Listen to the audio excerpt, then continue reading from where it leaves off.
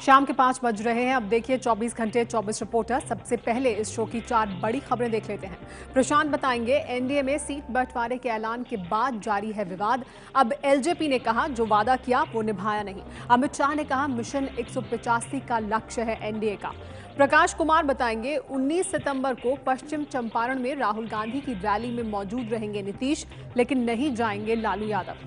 अंकित गुप्ता इसके बाद बताएंगे पत्नी को पीटने के आरोपी दिल्ली के पूर्व कानून मंत्री सोमनाथ भारती पर गिरफ्तारी की तलवार, कोर्ट से नहीं मिली अग्रिम जमानत। सुनील झा बताएंगे बॉम्बे हाई कोर्ट ने 17 सितंबर को मुंबई में मीट बिक्री पर रोक हटाई, लेकिन काटने पर लगी रहेगी रोक। आगे देखिए सबसे बड़ी खबर।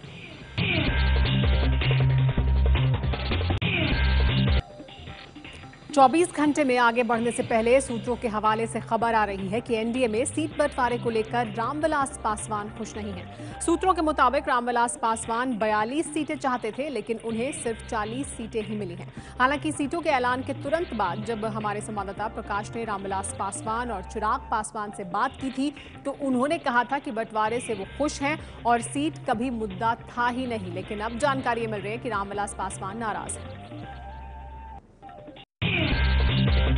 एनडीए में सीटों के बंटवारे का ऐलान हो गया। हमारे साथ हैं चिराग पासवान और रामविलास पासवान जी। चिराग ये बताइए कि क्या आप संतुष्ट हैं अपनी जो सीट के लिए 80 सीट आपको दी गई है? जी हम लोग 40 सीट गई। बिल्कुल हम लोग संतुष्ट हैं, और जैसा हम लोगों ने कहा कि लोक जनशक्ति पार्टी ने कभी संख्याओं की चिंता नहीं की। हम लोग शुरू से बात बोलते हैं कि संख्या हमारे लिए प्राथमिकता नहीं है। एनडीए के तमाम प्रत्याशियों की जीत हो, विनेबिलिटी हम लोग के लिए सबसे बड़ा फैक्टर है। उन्हीं फैक्टर के आधार पर सीटों का बंटवारा हुआ, जो कि बहुत ही संतोषजनक है। पासवान जी, किन मुद्दों पर आपको लगता है कि चुनाव मैदान में जाएंगे आप? किन मुद्दों को लेकर? बस हमारा एक ही मुद्दा है, विकास का मुद्दा। आपको लगता है जेडीयू और जो महागठबंधन उसका मुकाबला आप लोग कर पाएंगे? महागठबंधन का कुछ है ही नहीं। हम जो एनडीए से कोई उनका मुकाबला नहीं है। 2/3 बहुमत से जीत करके हम लोग आ रहे हैं। बहुत बहुत शुक्रिया। तो चिराग पासवान और रामविलास पासवान दोनों ही काफी खुश नजर आ रहे हैं। बिहार विधानसभा चुनावों को लेकर एनडीए में चली लंबी खींचतान के बाद आखिरकार सीटों का बंटवारा हो गया। दिल्ली में आज एनडीए के घटक दलों ने एक दूसरे का हाथ पकड़कर ये संकेत दिया कि मजबूरी में ही सही, लेकिन सीटों को लेकर इनके बीच समझौता हो गया है। सीटों को लेकर जो फार्मूला बना है उसमें बीजेपी 160 सीटों पर, रामविलास पासवान की एलजेपी 40 सीटों पर, उपेंद्र कुशवाहा की आरएलएसपी 23 सीटों पर और जीतन राम मांझी की पार्टी हिंदुस्तान आवाम मोर्चा 20 सीटों पर चुनाव लड़ेगी। मांझी की पार्टी के कुछ उम्मीदवार बीजेपी की सीट पर चुनाव लड़ेंगे। हिंदुस्तान आवाम मोर्चा 20 सीट लड़ेंगे और साथ में उनके कुछ कार्यकर्ता भारतीय जनता पार्टी के सिंबल पर भी लड़ेंगे। उसमें हमने निर्णय मांझी साहब पर छोड़ा है। मांझी साहब जो निर्णय करेंगे उसको हम स्वीकार करेंगे, उसमें हमें कोई दिक्कत नहीं होगी। अमित शाह कह रहे हैं कि इसमें कोई दिक्कत नहीं है, लेकिन शायद इसी दिक्कत के चलते पिछले 3-4 दिनों से एनडीए में रूठने मनाने का दौर चल रहा था। सीट बंटवारे के बाद जीतन राम मांझी ने कहा कि सीटों का तो मामला ही नहीं था। वो तो चाहते थे कि गठबंधन की भलाई के लिए हर पार्टी को उसकी हैसियत के मुताबिक ही सीटें मिले। एनडीए में सीट बंटवारे को लेकर सबसे बड़ा पेच फंसा था जीतन राम मांझी को लेकर।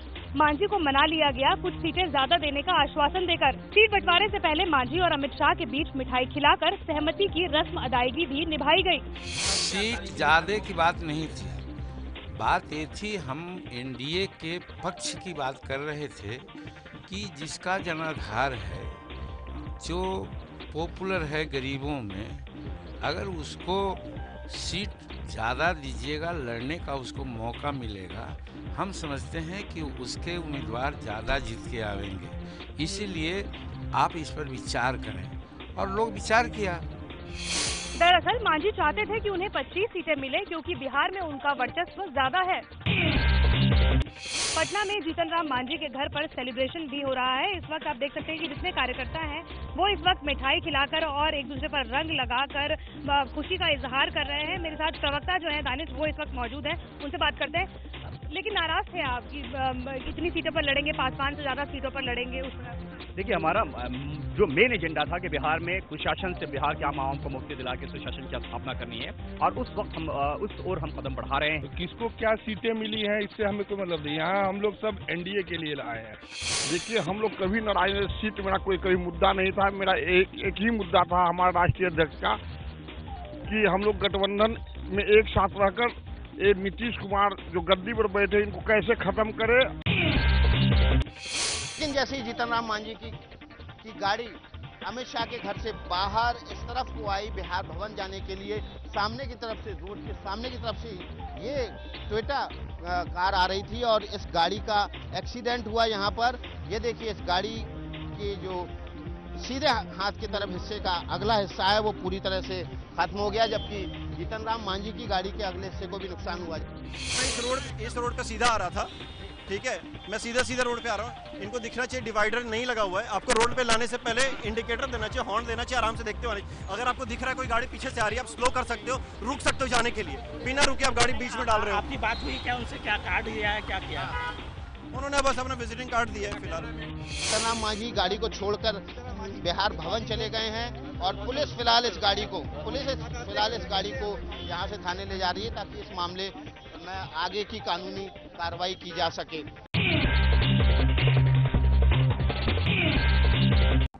मांझी को लेकर एक और विवाद खड़ा हो गया है। बीजेपी ने आरोप लगाया है कि मांझी को आधी रात के वक्त बिहार भवन से बाहर निकाल दिया गया। हालांकि जेडीयू ने आरोपों को गलत बताया है। हमने कभी ऐसा नहीं किया कि आम और लीची न तोड़ सके और आधी रात को बिहार भवन से निकाल दे। ये उनका संस्कार है, हमारा संस्कार नहीं है। कल रात को मांझी जी को आधी रात को बिहार भवन छोड़कर निकलना पड़ा, ऐसा कभी भाजपा नहीं कर सकती। मॉडल स्टैंडर्ड की प्रति के अनुसार कोई भी मुख्यमंत्री, भूतपूर्व मुख्यमंत्री, मंत्री या भूतपूर्व मंत्री किसी भी सरकारी आवास का इस्तेमाल अपने राजनीतिक कार्यों, हितों, प्रचार प्रसार के लिए नहीं कर सकते। पिछले 3 दिन से हम की भी और एनडीए की सभी बैठक बिहार निवास के कक्ष में हो रही थी, जहां श्री मांझी जी थे। तो हर चीज को डिस्प्रपोर्शनेटली घटा बढ़ा करके पेश करने की जिनकी आदत है, उनके द्वारा लगाया गया प्रचार है। बिहार चुनाव के लिए बने नीतीश, लालू और कांग्रेस के महागठबंधन ने बीजेपी पर लगाया है आरोप। तीनों पार्टियों के नेताओं ने आज दिल्ली में साझा प्रेस कॉन्फ्रेंस करके बीजेपी पर सरकारी संसाधनों के दुरुपयोग और जनता को खरीदने की कोशिश का आरोप लगाया। विकास के नारों की ढोल की पोल और जुमलों की कलई खुलने के बाद आदरणीय नरेंद्र मोदी जी और श्री अमित शाह दोनों सरकारी मशीनरी का दुरुपयोग और मतदाताओं को खरीदने की कोशिश कर रहे हैं और इसको हम कहते हैं बीजेपी की फर्जी एक्सप्रेस।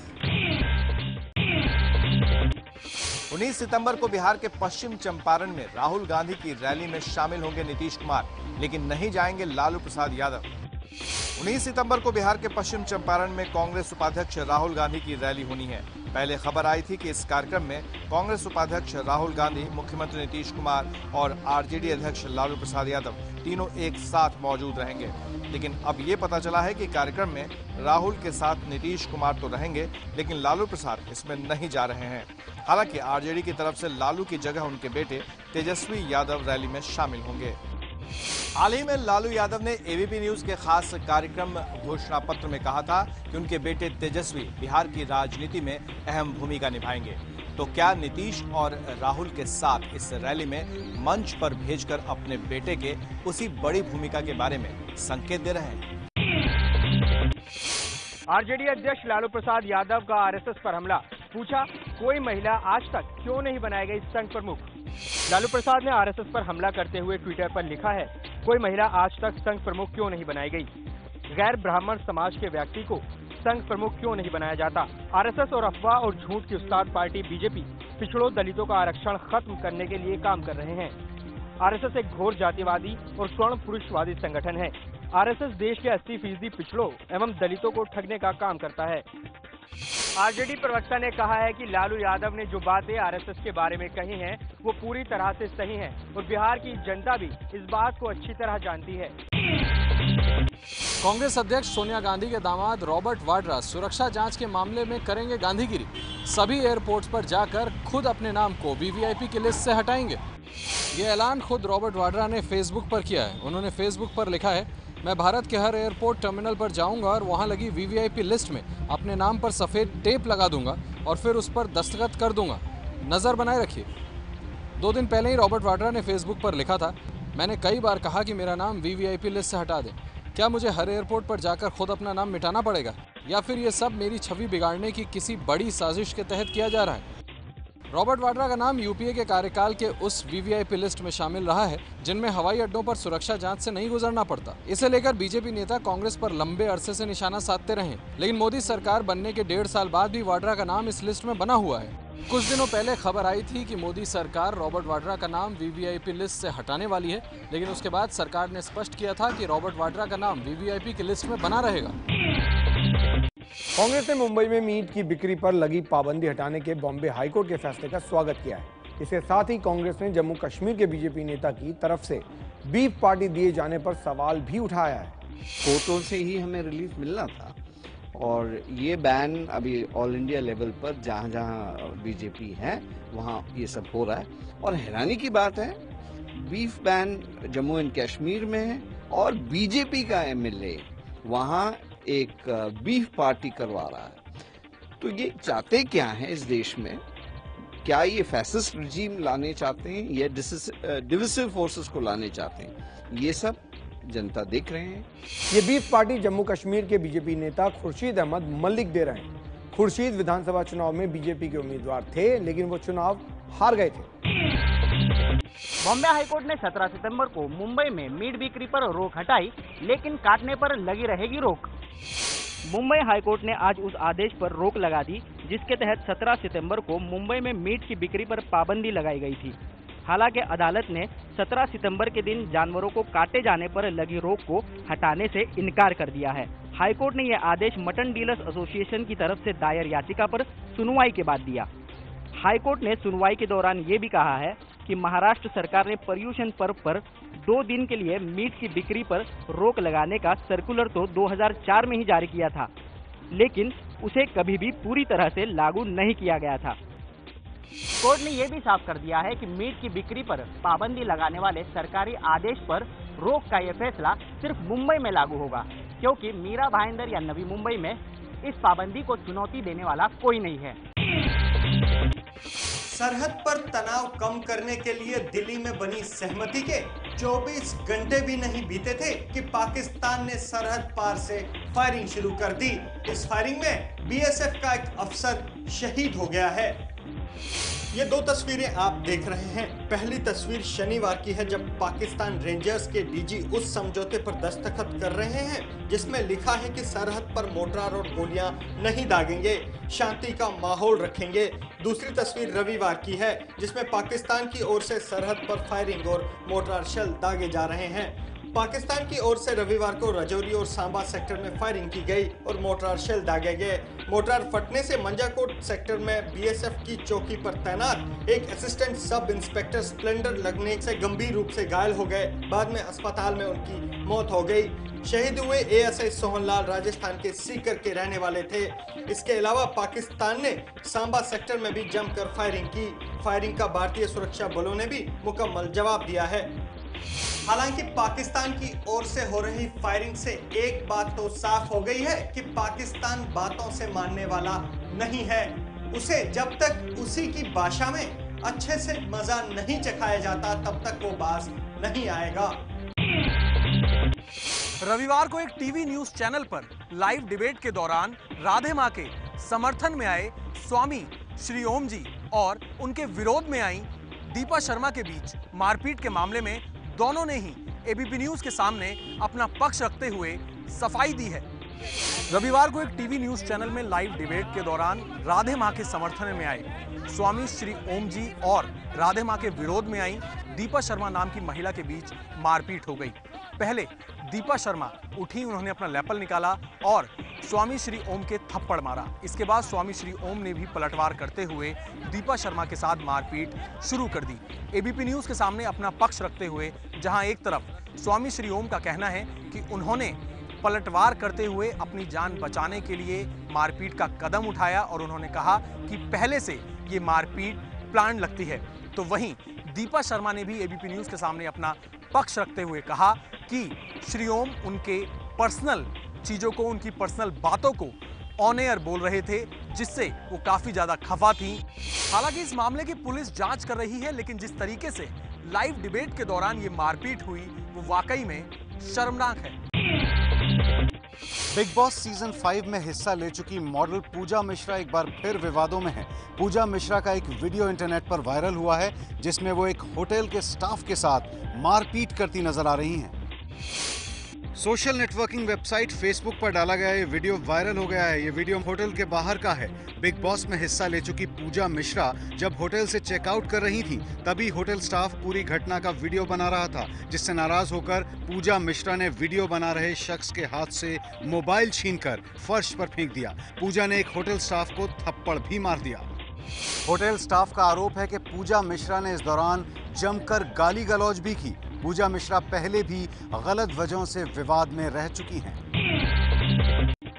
दिल्ली के अमन विहार इलाके में हुई गैंगरेप की एक घटना में लोगों का अमन चैन छिन गया है। आरोप है यहां एक नाबालिग लड़की को जबरन अगवा करने के बाद मोहम्मद और नौशाद नाम के युवकों ने गैंगरेप किया। बाल मुंडे हुए यही वो दोनों युवक मोहम्मद और नौशाद हैं, जिन पर पड़ोस में रहने वाली नाबालिग लड़की से गैंगरेप का आरोप है। बताया जा रहा है कि लड़की घर से सुबह टहलने के लिए निकली थी, तभी मोहल्ले में रहने वाले इन दोनों लड़कों ने उसे अगवा कर लिया। आरोप है दोनों लड़कों ने नाबालिग लड़की के साथ पूरे दिन बारी बारी से बलात्कार किया। घर वालों ने जब लड़की की तलाश की तो पास के इस घर के भीतर लाइट जल रही थी और बाहर ताला लगा हुआ था। ताला तोड़कर अंदर जाने पर लड़की के मुंह में कपड़ा ठुसा था और दोनों लड़के वहीं मौजूद थे। लोगों ने दोनों आरोपियों को पकड़कर इनकी जमकर पिटाई की। घटना की सूचना मिलने पर पुलिस ने दोनों को गिरफ्तार कर लिया है, लेकिन इस घटना ने दिल्ली में लड़कियों की सुरक्षा पर एक बार फिर सवालिया निशान लगा दिया है।